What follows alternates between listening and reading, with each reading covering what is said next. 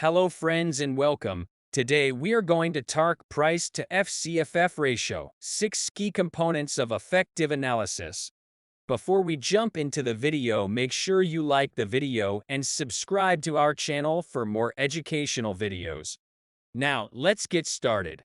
The price to free cash flow to firm, P to FCFF ratio is crucial for assessing a company's valuation relative to its free cash flow generation. Here are 6 key components to consider.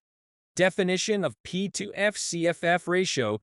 P to FCFF ratio compares a company's market price per share to its free cash flow to firm per share, indicating investor willingness to pay for each dollar of free cash flow.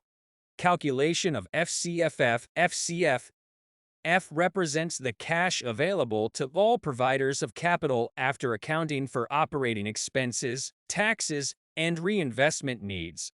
Relationship with valuation. P to FCFF ratio offers insights into valuation relative to free cash flow generation. A lower ratio may suggest undervaluation, while a higher ratio may indicate overvaluation. Growth prospects. Assessing a company's growth prospects is crucial. Higher growth expectations may justify a higher P to FCFF ratio. Risk assessment.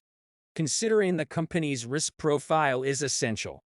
Companies with higher risk may warrant a lower P to FCFF ratio to compensate for the increased uncertainty. Industry comparison and trend analysis. Comparing P to FCFF ratios with industry peers and analyzing trends over time helps assess valuation relative to industry norms and identify potential investment opportunities. Conclusion. Analyzing the P to FCFF ratio involves understanding its definition, FCFF calculation, valuation relationship, growth prospects, risk assessment, and industry comparison. These components aid investors in making informed decisions about a company's valuation and investment potential.